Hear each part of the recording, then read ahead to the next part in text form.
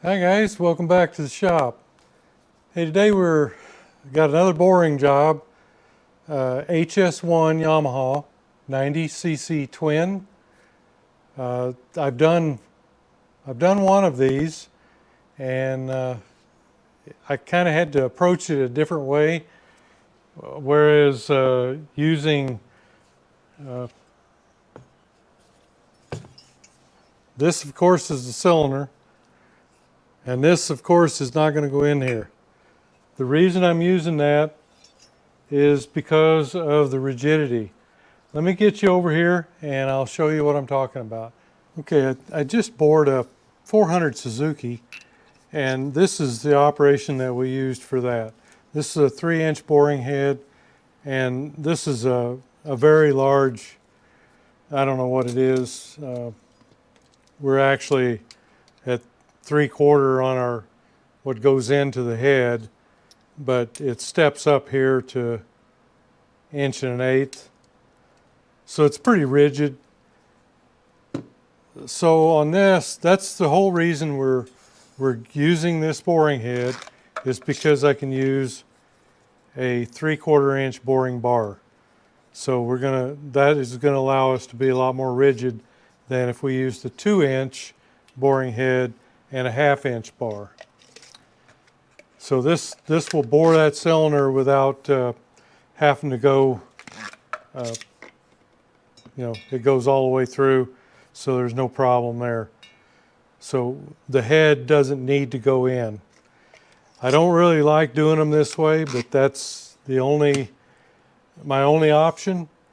I did the one that I did last year, I think, and it went fine. I had no taper in it, so it worked out just beautifully, actually. So what we're doing is we're going for first over. Standard bore on this is 36.5 millimeter, and we're going to go to 36.75.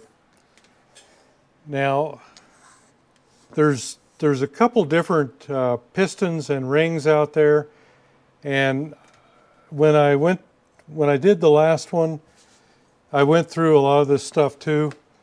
What we've got is, I'm not sure whether you'll be able to see it, but there's a K right here. Okay, and I got one on here too. The K denotes that these are Keystone rings, and there are some out there that are not Keystone rings, and those you've got to make sure that your rings are compatible with the pistons. So we know that the pistons are Keystone, and in order to see whether these are the rings, I can see it. They've got the taper right here, but if you want to go by the book, you're going to be looking for a let me see here. Thought I had a pencil here. There we go. You're looking for some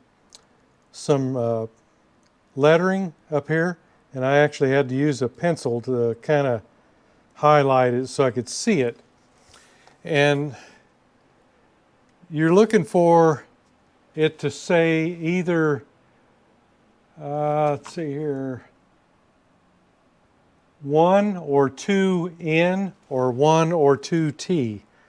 The 1 is going to denote the first ringland, so the 1 is going to tell you it goes here. 2 is going to say it goes here, and you're just looking for that N or a T up here on the ring. I'm going to try to show you that on the big magnifier here. I just don't think you'll be able to see it.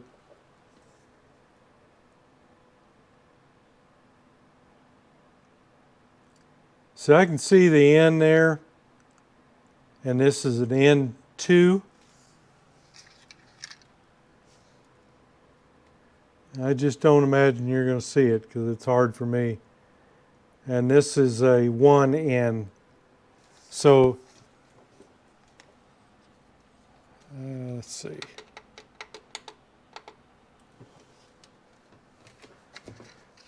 So you're looking for the numbers, and the 1 is on the green one. That's your top ring, and this is your lower ring. And when you're looking at a Keystone ring and a Keystone piston, the old trick to just see if, hey, is this the right ring, that's not going to work on these, not on a Keystone. Because as you push this ring in, this ringland gets narrower because it's tapered. Now you got a taper on the inside of the ring here. If you put these on, it will work right. And these, I've tried one, and it's definitely going to work. I just hate to take the chance that I might break them, so I'm not going to show you here. But you know, these are extremely hard to come by. So I'm going to leave it up to the gentleman that I'm borrowing this for to take the chance on this. But I did put it on one, and it works properly. The ring goes all the way down into the groove. But you're not going to get it doing this. It's never going to go.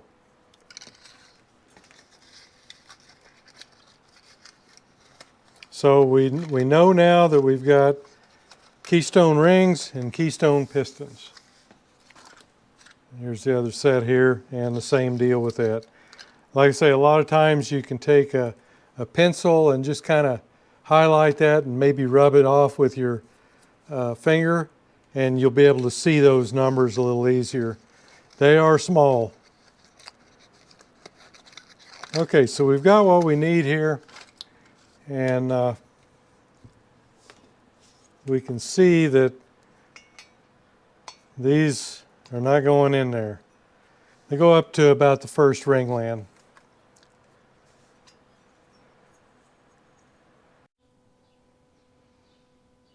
Thanks guys, don't forget to thumbs up. Okay, another thing that is worth mentioning here, and I ran into this on my other, on my 90 that I bored also. And just like all two-stroke pistons, you've got an arrow here showing that goes towards the exhaust port. But what's unique about these is that here's the arrow pointing this way, and here's your anti-rotation pins. They're on the front, not on the back. They're almost always on the back. And that was something that I ran into that, because actually I had one piston that had them back here and one that had them up here. So I've learned a lot since then. The ones that have them back here are for the AT or AT90 Asian model.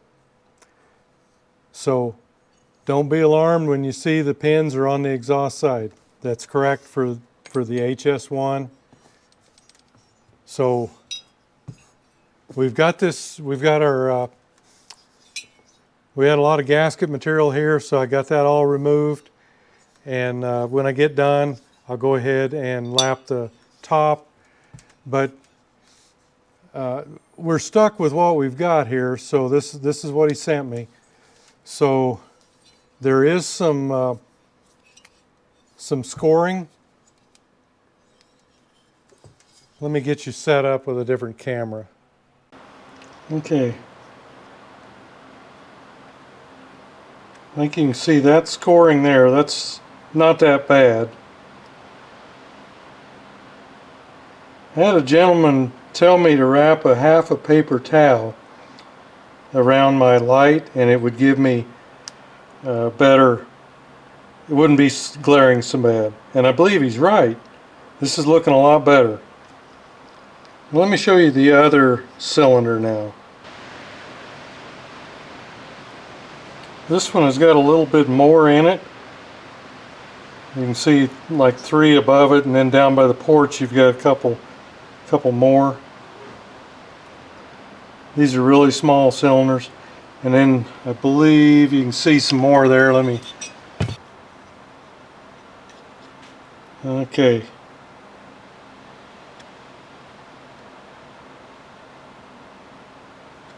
I think you can see those. They're pretty bad up there above the exhaust port. So we'll just see what we can get. Some on the other side too. Not quite as bad. So we've got one cylinder here that has some more problems than the other one does. Okay, let's look at the top here, or through the top. See, we've got quite a few more ridges there.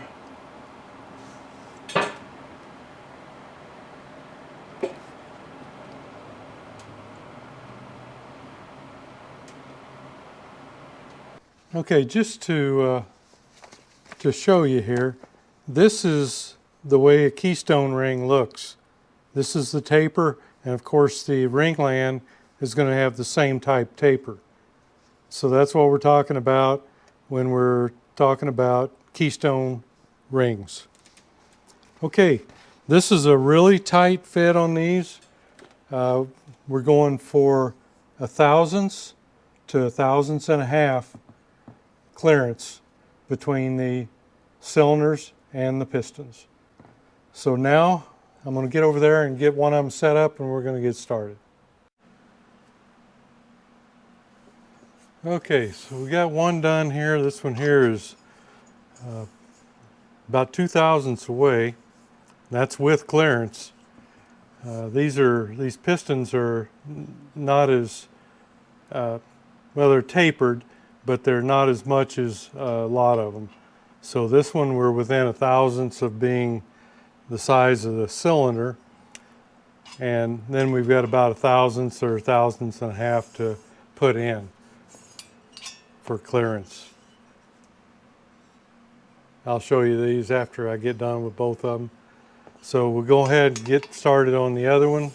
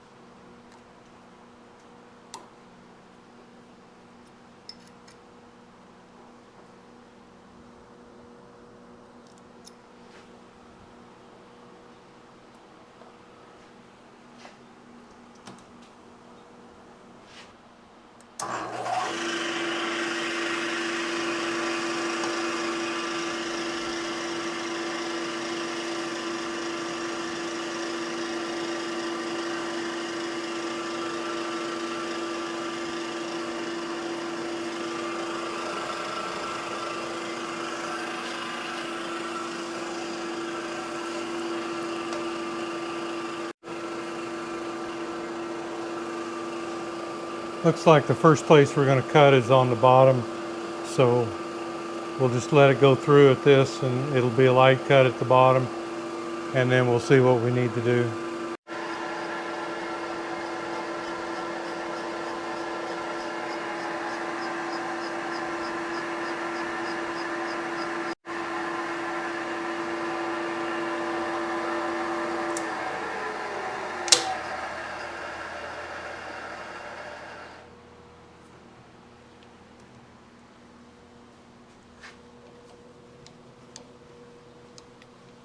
Let's take a look and see what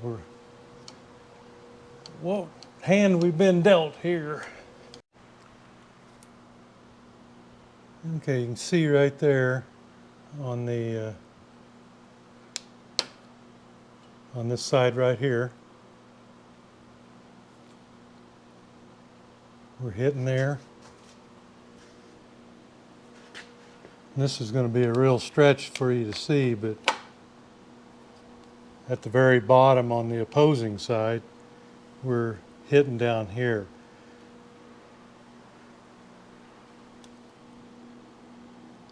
So looks like we're in pretty good shape. It's just really hard to see in that little hole. So I'm going to go ahead and put 2/1000 more in, and we'll see what that does for us.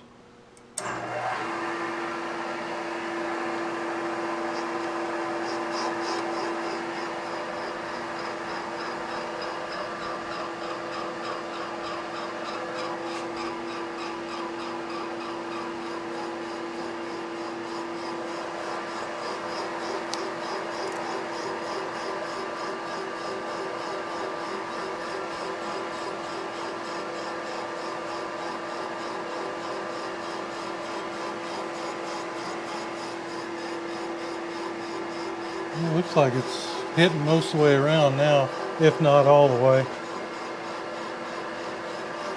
So we'll see a big change by the time we get through this time.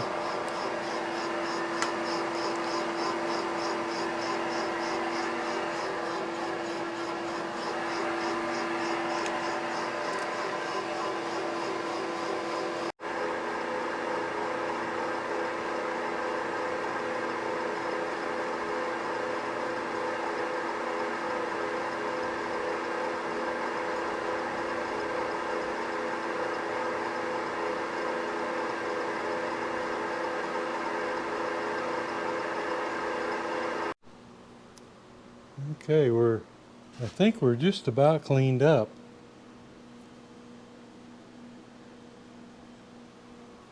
The only thing that I'm seeing is a little score mark right between these two ports right here. Right down in here. Just a little bit. That ought to clean up one more pass through.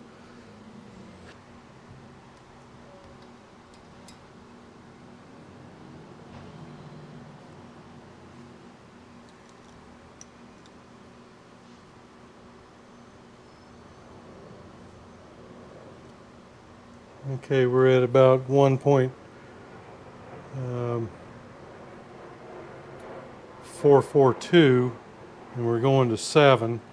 So we've got probably a couple passes yet. Yeah, that's got a ways to go on that. Yeah, it looks like the number there.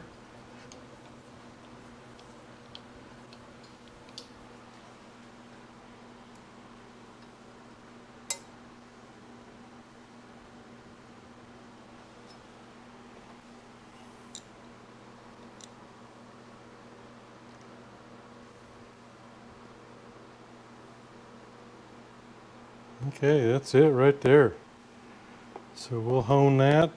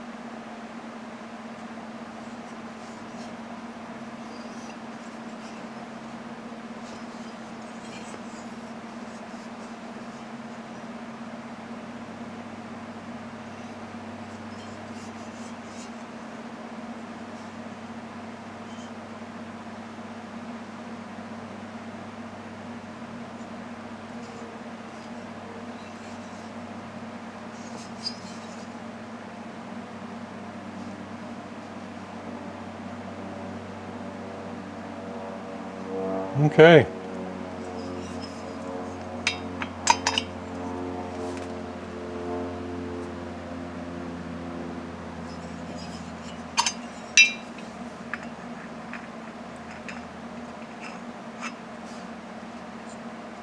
So we'll take it over and hone it. We've got about 1/1000th to go for the piston to be the same size as the cylinder, and then 1/1000th to 1/1000th clearance.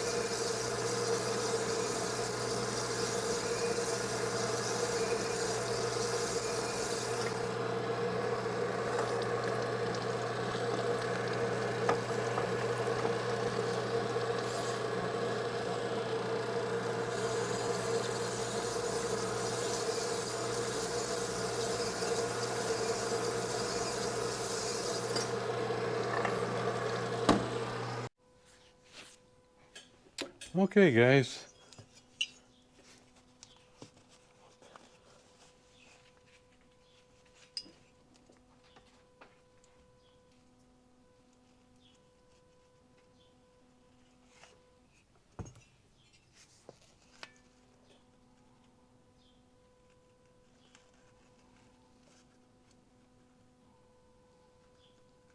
I'm going to get the other camera and give you a close-up of these, but before we do that, I'm going to go ahead and deburr, chamfer, and that's kind of hard to do on these, and of course you just really can't see anything. I'll probably show you a little bit on one of the bigger ports, but it's just too hard to get in there.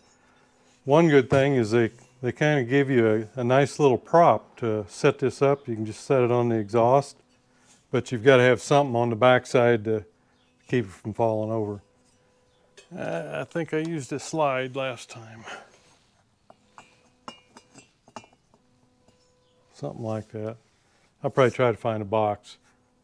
One thing I noticed too on these pistons, anyway this one, it's really rough right here and right here. Really sharp. I think I'll deburr those too.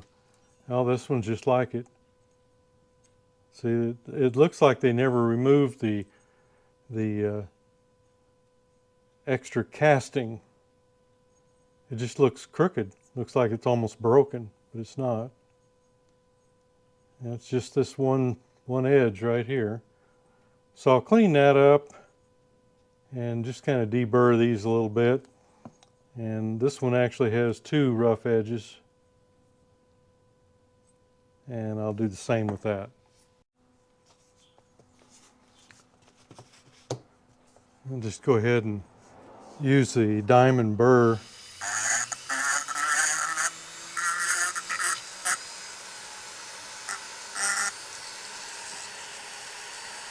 Yeah, I've just have never seen pistons that rough.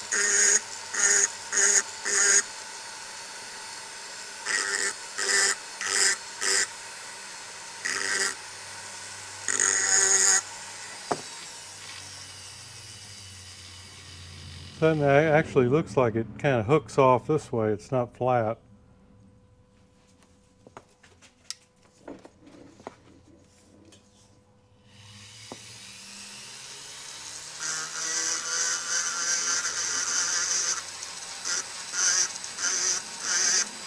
I feel like a dentist.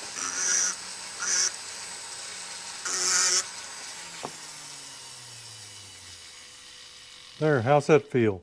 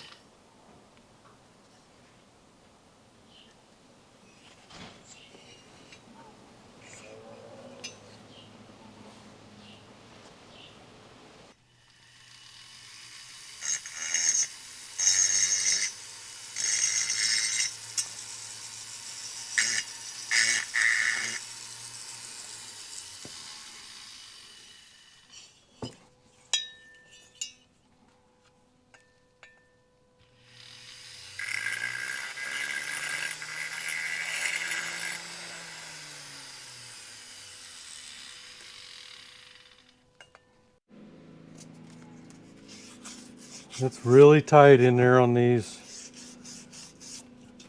You just have to do the best you can. And when you're done, just use your finger method. Just run in there. If something feels sharp, you know you need to go back and hit it again. If it doesn't, you're good. It's not rocket science at all. Excuse me. Just kind of take that edge off, soften that up a little bit there. Okay, let's check the top of the cylinder here on both of these.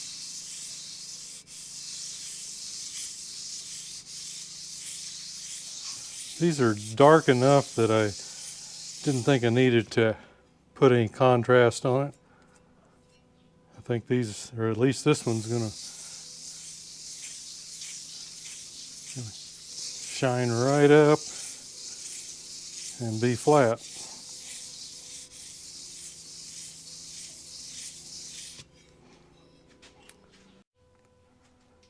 Okay, not too bad on all those.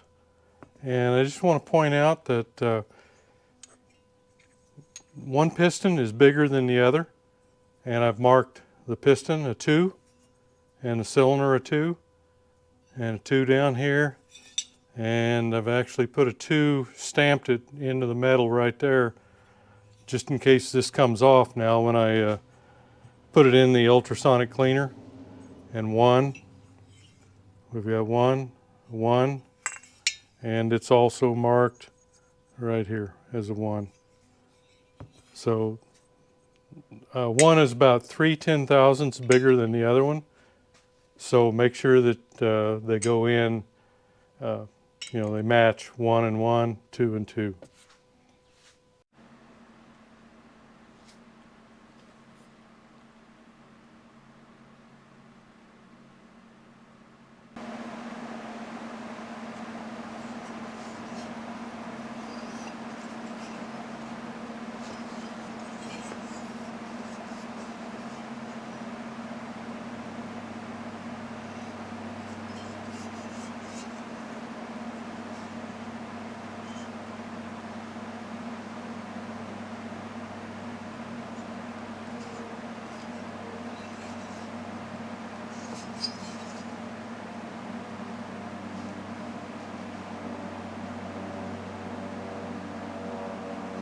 Okay.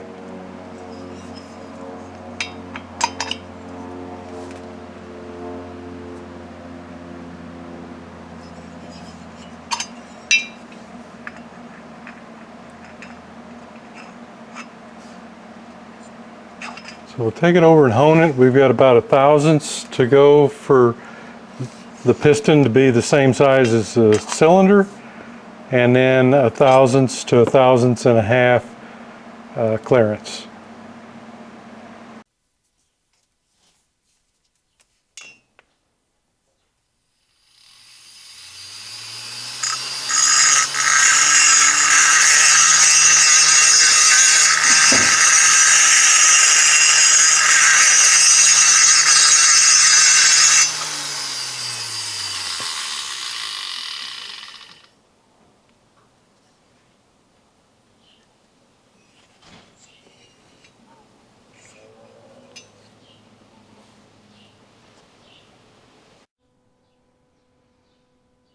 Thanks guys, don't forget to thumbs up. Okay, we just need to take a look at our rings here, just like we always do.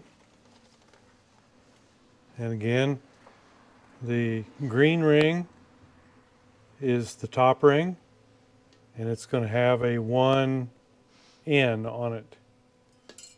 The other ring, the just cast looking one, is the second ring, and it's got an N2. Or it could have a T1 and T2. And like I say, I don't want to take the chance of breaking a ring, so I did put one on a piston and it works just fine. So I'm my liability is going to stop right there because those are very small. Okay, our ring gap is supposed to be between 0.15 millimeter, 6/1000ths, and 0.34. I've just got a 33 here at 13/1000ths. And it looks like we've got a little drag on the 13/1000ths one. So that's good.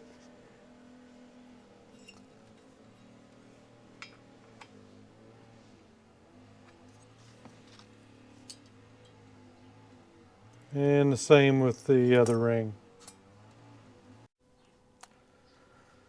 Okay, so we've got number 1 and number 1 and number 1.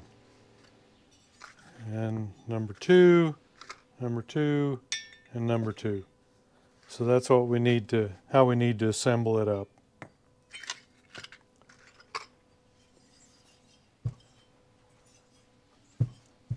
Okay, now just to kind of show you, here's a US quarter, 25 cents on top of the piston.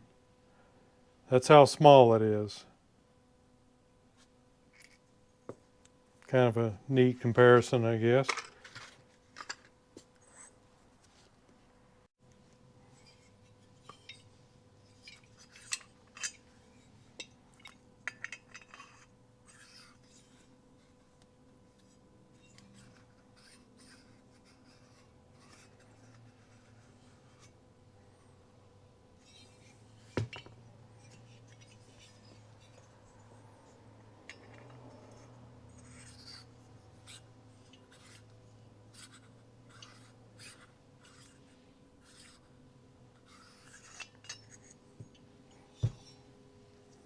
Okay guys, there you have it. Boring Yamaha's smallest twin cylinder. The 90cc HS1, and I think they had a HS1B was the 71. 1970, 1971. There was also a AT90, and that was the Asian model. It was a Japanese market only. I've actually got one. I did some videos on it when I got it. I believe it probably was brought over by a GI, you know, during the war sometime. and this one landed in Seattle, and somebody moved out here from Seattle and brought it, and I ended up with it. But the thing to remember is the pistons are different. The arrow on the piston is right here on this one. The arrow normally points toward the exhaust port, and your intake side is where your anti-rotation pins are going to be, but not on this one. When they put extra ports in the HS1 rather than the way the YL1 was, the YL1 had 4 ports, and the HS1 is 6. Intake, exhaust, and 2 or 4 transfers. But when they put the extra ports in there, in order to miss the ports with the ring gaps, they had to move the gap in the rings towards the exhaust side. So if you end up with one like I did when I was doing the other one, and had one with the anti-rotation pins on the back side or the intake side, then you've got an AT1 or AT90 piston, and you need to look for an HS1 piston.